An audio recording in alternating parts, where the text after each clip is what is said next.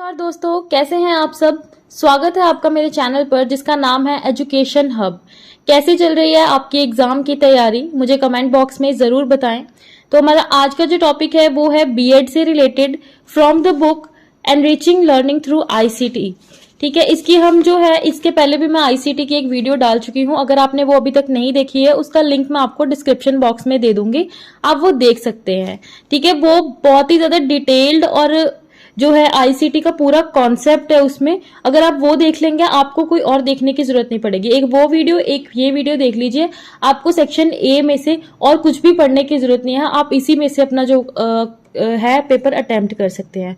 और अगर आज आप मेरे चैनल पर पहली बार आए हैं तो इसको सब्सक्राइब करना बिल्कुल। हमारा आज का जो टॉपिक है उसका नाम है integration of ICT in teaching and learning, challenges of integration of ICT in school education. सबसे पहले हम थोड़ा टीचिंग और लर्निंग के बारे में जान लेंगे। वैसे तो आपको पता है, लेकिन आप फिर भी अगर क्वेश्चन के पहले थोड़ी सी अगर इनकी इंट्रोडक्शन वगैरह लिख देते हैं तो आपके जो मार्क्स स्कोर करने के चांसेस जो है वो ज्यादा हो जाते हैं। तो टीचिंग क्या होता है बेसिकली? टीचिंग जो है पहले तो क्या होता था, ये टीचर के ऊपर टीचर सेंटर्ड होता था। ठीक है, इसमें टीचर पढ़ाते थे, बच्चे सुनते थे, बस उनके पास और कोई और सोर्स नहीं होता था। लेकिन आजकल के टाइम पे ये लर्नर सेंटर्ड हो गया है। मींस लर्नर्स भी टीचर्स के साथ साथ एक्टिवली पार्टिसिपेट करते हैं टीचिंग लर्निंग प्रोसेस। और बहुत सारे सोर्सेज हो गए हैं पढ़ने के लिए थ्रू आईसीटी। ठीक है, आईसीटी की मदद से आप ऑनलाइन एजुकेशन ले सकते हो, ई क्लासेस अटेंड कर सकते हो। ठीक है, कहीं पे भी पढ़ सकते हो, एनी टाइम एनी वेयर, जब भी आपका दिल करे, अपनी सूटेबल आवर्स में आप पढ़ सकते हो। ठीक है, ठीक है। टीचिंग जो जो आईसीटी है वो टीचर को एक प्रॉपर ट्रेनिंग प्रोवाइड करती है। ठीक है, उनकी नॉलेज को अपडेट करती है, एटसेट्रा। बहुत सारे जैसे बेनिफिट्स हैं टीचिंग के थ्रू आईसीटी। और लर्निंग क्या होती है आपको पता है? लर्निंग का मतलब अगर मैं आपको सिंपल एक वर्ड में, एक लाइन में बताऊं, that is positive change in the behaviour of learner. ठीक है, लर्नर के बिहेवियर में एक पॉजिटिव चेंज लेकर आना, दैट इज कॉल्ड लर्निंग। तो हमारा जो पहला है इंटीग्रेशन का जो स्टेप आएगा, इसके स्टेप्स हैं टोटल 5 स्टेप्स हैं। तो सबसे पहला स्टेप आता है इसका अवेयरनेस का। अवेयरनेस में आपने क्या लिखना है भाई, कि इसका कैसे लोगों को अवेयर करना है अबाउट आईसीटी। ठीक है, किसी भी चीज को अब इम्प्लीमेंट करने से पहले उसके बारे में लोगों को पता होना चाहिए कि ये चीज है, इसका ये मतलब है, इसकी इतनी टाइप्स हैं, इसको हम ऐसे यूज कर सकते हैं, इन इन चीजों के लिए यूज कर सकते हैं। ठीक है, मतलब उसके बेनिफिट्स बताएं, लोगों को मोटिवेट करें, एनकरेज करें, ताकि वो इनिशिएट ले इस चीज को अडॉप्ट करने की। उनको इस चीज के बारे में प्रॉपर नॉलेज दे, प्रॉपरली उनको अवेयर करें। ठीक है, नेक्स्ट आता है हमारे सेकेंड स्टेप पर। जब आपने उनको अवेयर कर दिया अबाउट द टेक्नोलॉजी, हाँ भाई अब स्मार्ट क्लासेस आ गई, हम प्रेजेंटेशन के थ्रू दे सकते हैं, ऑनलाइन स्टडी करवा सकते हैं, ई क्लासेस ले सकते हैं बच्चों की। ठीक है, तो ये सारी चीजें अगर हो जाती है तो उसके बाद आपने अवेयर कर दिया, उसके बाद आप क्या करोगे, उनको बेसिक नॉलेज या बेसिक एजुकेशन जिसको हम कहेंगे वो प्रोवाइड करोगे। आप उस चीज के बारे में बताओगे। ठीक है, बेसिक नॉलेज दोगे। ठीक है, कि है ना एजुकेशन में ये एप्स हैं, ठीक है, इनको आप यूज कर सकते हो अपनी टीचिंग लर्निंग प्रोसेस को एनहांस करने के लिए। ठीक है, इस मतलब कम्युनिकेशन और ज्यादा अच्छा करने के लिए, इंटरेक्शन बहुत ज्यादा बढ़ाने के लिए। तो उसके बाद जब आपका ये भी स्टेप हो गया, ठीक है, आपने knowledge they the, education they the, basic knowledge about the ICT. ठीक है, उसके बाद आप क्या करोगे, उनकी प्रॉपर ट्रेनिंग करोगे। ठीक है, क्योंकि उनको क्लास में जाके पढ़ाना है, टीचर्स को, यहाँ पे टीचर्स की बात हो रही है, टीचर्स को। ठीक है, क्लास में जाके पढ़ाना है, बच्चों को समझाना है, तो टीचर को भी वो चीज अच्छे से यूज करनी आनी चाहिए। उनको प्रॉपर ट्रेनिंग देनी है इन अ प्रैक्टिकल एनवायरनमेंट। उनको प्रैक्टिकली करके बताना है कि हम इस तरीके से पढ़ा सकते हैं, इस तरीके से हम जूम मीटिंग्स कर सकते हैं। ठीक है, गूगल के ऊपर मीटिंग्स कर सकते हैं, गूगल के ऊपर क्लासेस ले सकते हैं। ये सारी चीजें हम उनको प्रॉपर ट्रेनिंग के थ्रू उनको बताएंगे। नेक्स्ट स्टेप हमारा होता है इम्प्लीमेंटेशन का। जब एक बार ही हमने उनको सभी को समझा दिया, प्रॉपर ट्रेनिंग भी दे दी अब तो, ठीक है, उन्हें बता भी दिया कैसे कैसे करना है, देन हम उस चीज को इम्प्लीमेंट करेंगे अपने स्कूल में। ठीक है, या जो भी हमारा एजुकेशन डिपार्टमेंट है, वैसे हम यहाँ पे स्कूल की बात करेंगे। ठीक है, तो आपने क्या करना है, उसको इम्प्लीमेंट करना है। ठीक है, तो इम्प्लीमेंट करोगे। ठीक है, आपने जैसे जैसे प्लान किया था वैसे वैसे आपने इसको प्रेजेंट किया है। ठीक है, लास्ट में कुछ फॉलो अप एक्टिविटीज होती हैं। लास्ट स्टेप हमारा फॉलो अप है। अब फॉलो अप में क्या है कि आपको जो है एक बार जो सारा कुछ हो गया, ठीक है, ट्रेनिंग भी दे दी, इम्प्लीमेंट भी हो गया, अब क्या जो आपने जैसे सोचा था वैसा ही हुआ है? ठीक है, वैसी आउटकम आई है, अगर तो आई है देन तो वेल एंड गुड है, और उससे में वो अपने आप में और भी ज्यादा इंप्रूवमेंट करी जाएंगे जैसे जैसे वो यूज करेंगे उस टेक्निक को, उस टेक्नोलॉजी को। ठीक है, तो अगर नहीं आई है तो उसके बाद उनको और गाइडेंस प्रोवाइड करनी। ठीक है, अगर उनको पता नहीं चला है कि हमारे आ जाते हैं, वो है challenges of integrating ICT in school education. ठीक है, अब अगर आप इनको इंटीग्रेट कर ही रहे हो स्कूल में तो इतना इजी नहीं होता कोई नई चीज को लेकर आना, उसको इम्प्लीमेंट करना, उसमें बहुत ज्यादा चैलेंजेस होते हैं। ठीक है, बहुत ज्यादा जो है कहना एफर्ट्स करने पड़ते हैं। वो चैलेंजेस कौन कौन से हैं? सबसे पहले हमारा आता है एनवायरमेंटल चैलेंज। ठीक है, एनवायरमेंटल चैलेंज है, ठीक है, कि पीपल जो है एक्सपेक्ट करते हैं कि वो कहीं पर भी काम कर सकें, कहीं पर भी पढ़ सकें, सीख सकें, जब चाहे जैसे चाहें। ठीक है, लेकिन डेवलपिंग कंट्रीज लाइक इंडिया ये पॉसिबल नहीं है। क्यों? क्योंकि यहाँ पे जो है टेक्नोलॉजिकल इंफ्रास्ट्रक्चर इतना अच्छा नहीं है। ठीक है, हमारी कंट्री का एजुकेशनल टेक्नोलॉजी इंफ्रास्ट्रक्चर इतना अच्छा नहीं है। यहाँ पर जो है प्रॉपर रूम्स, प्रॉपर बिल्डिंग्स नहीं है। ठीक है, अब कुछ एरियाज ऐसे भी हैं जहाँ पे इलेक्ट्रिसिटी नहीं है। ठीक है, वहां पे टेलीफोन की सर्विसेज नहीं है। ठीक है, हमें ऐसा लगता है क्योंकि हम ऐसी जगह पे बैठे हैं भाई, हम जहाँ पे हर फैसिलिटी हमें अवेलेबल हो जाती है, लेकिन कई हमारे कंट्री के एरियाज ऐसे भी हैं, ठीक है, जिसमें कि ये सारी फैसिलिटीज भी जो है इजीली अवेलेबल नहीं होती हैं। ठीक है, तो जो है ये सारी मतलब प्रॉपर यहाँ पे एनवायरमेंटल में हम इंफ्रास्ट्रक्चर की बात करेंगे कि हमारे पास प्रॉपर इंफ्रास्ट्रक्चर नहीं है आईसीटी को इम्प्लीमेंट करने के लिए। तो सबसे पहले तो यही चैलेंज आ जाता है। नेक्स्ट चैलेंज हमारा आता है कल्चरल चैलेंजेस।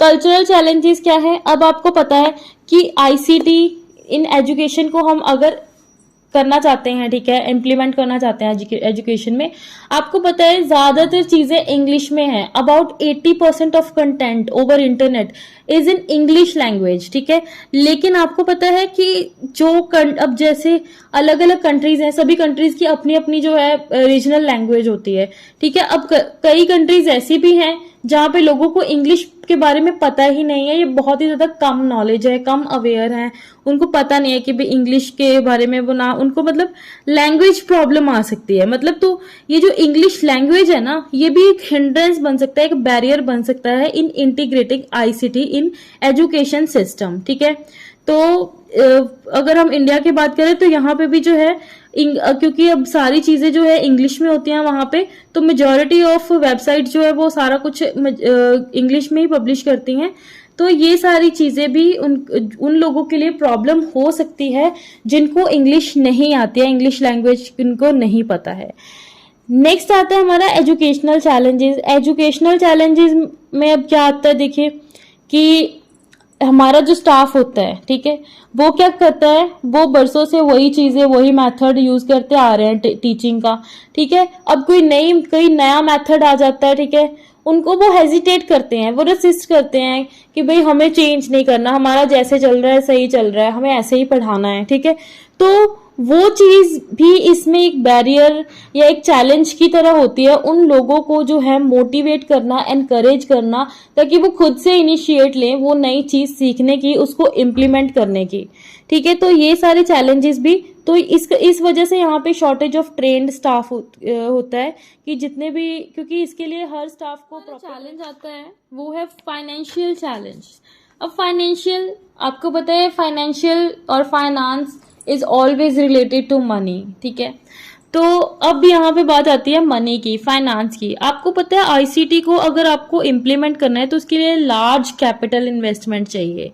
ठीक है, बहुत ज्यादा, एक बार तो बहुत ज्यादा पैसा लगता है इसमें। ठीक है, तो इस चीज को मतलब इतना पैसा एक बार इन्वेस्ट करने के लिए, ठीक है, इतना पैसा अवेलेबल नहीं होता। लाइक डेवलपिंग कंट्रीज जो है, जैसे कि हमारी कंट्री है, ठीक है, यहाँ पे ये चीज अप्लाई करने के लिए बहुत ज्यादा प्रॉब्लम होती है। ठीक है, तो ये चीज यहाँ पे कह लो कि पॉसिबल नहीं है। कुछ एरियाज में पॉसिबल होती है, लेकिन कुछ एरियाज में जो है ये चीज पॉसिबल, अगर हम कहीं ओवरऑल आईसीटी हम पूरी अपनी कंट्री की एजुकेशन सिस्टम पर अगर हम कर रहे हैं बात, तो वो चीज यहाँ पे पॉसिबल नहीं है, या फिर वो एक बहुत ज्यादा कह सकते हैं बैरियर का काम करती है। नेक्स्ट आती है लैक ऑफ पॉलिसी। ठीक है, अब जो है पॉलिसीज जो हमारी हैं, ठीक है, वो क्या होती है, जो एजुकेशनल पॉलिसीज हैं वो ही इनएप्रोप्रिएट हैं। ठीक है, फंडिंग डिसीजंस जो ले रहे हैं वो भी क्या है, इनएप्रोप्रिएट है। ठीक है, तो ये भी जो इम्प्रॉपर पॉलिसीज वगैरह हो गई, ये चीजें भी जो क्या करती हैं हमारे लिए एक चैलेंज जो है क्रिएट कर देती हैं आईसीटी को इम्प्लीमेंट करने के लिए। अदर रिस्पॉन्सिबिलिटीज ऑफ टीचर्स, ठीक है, इसमें जो है अब जैसे इंडिया के टीचर्स हैं, ठीक है, उनको अपने प्रोफेशन के साथ साथ अपना प्रोफेशन जो है, ठीक है, वो तो पढ़ाना है ही, जो उनकी जॉब है, जो उनको करना है, उसके साथ साथ उनके ऊपर और भी ज्यादा रिस्पॉन्सिबिलिटीज का बर्डन होता है। जैसे कि अगर कंट्री में इलेक्शंस चल रहे हैं तो इलेक्शंस में उनकी ड्यूटी लगा देंगे, ठीक है, सेंसस में उनकी ड्यूटी लग जाती है, अगर कोई पब्लिक सर्वे करना है तो उसमें उनकी ड्यूटीज लगा दी जाती हैं, ठीक है, अगर कोई गवर्नमेंट एग्जाम हो रहा है तो उसमें उनकी ड्यूटीज लगाई जाती हैं। मतलब कोई किसी भी चीज में जो है उनकी क्या करी जाती है कि उनके प्रोफेशन के अलावा भी उनकी बहुत सारी अदर रिस्पॉन्सिबिलिटीज का बर्डन होता है उनके ऊपर, तो वो अपने आप को इस चीज के लिए प्रिपेयर कर नहीं पाते। कह सकते हो कि इसके लिए उनके पास टाइम ही नहीं होता, टाइम ही नहीं मिल पाता उनको इस चीज के लिए, ठीक है। और इसके अलावा और भी इसकी लिमिटेशंस होती हैं, ठीक है, जैसे कि हमारे पास जो है ट्रेनिंग जो है, ट्रेनिंग के लिए प्रॉपर हमारे पास इक्विपमेंट नहीं है, प्रॉपर बिल्डिंग्स नहीं है, जो हमने इंफ्रास्ट्रक्चर की बात करी थी, ठीक है। इससे जो नॉलेज तो हमारी इंप्रूव होती है, लेकिन इससे हमारी इंटेलेक्चुअल और मॉरल डेवलपमेंट नहीं होती या बहुत कम होती है, कह सकते हो। और इसको इंस्टॉल करने के लिए बहुत ज़्यादा सोर्सेज, फंड्स और पैसे की ज़रूरत होती है, जो कि ये भी बहुत एक प्रॉब्लम यहाँ पे हमारा जो टॉपिक है वो फिनिश होता है, ठीक है। आपको सारे पॉइंट समझ में आ चुके होंगे। अगर फिर भी कोई पॉइंट में आपको डाउट लगता है, आप मेरे को पूछ सकते हो कमेंट बॉक्स में, ठीक है। आप मुझे आगे के टॉपिक्स भी बता सकते हो जिसके ऊपर मैं अपनी नेक्स्ट वीडियो क्रिएट करूँ। उसके बाद अगर आप मेरे चैनल पर पहली बार आए हैं तो उसके ज़रूर से सब्सक्राइब कर दिए। अगर वीडियो अच्छी लगी हो तो उसको लाइक शेयर करना बिल्कुल ना भूलें, ठीक है। और थैंक यू फॉर वॉचिंग।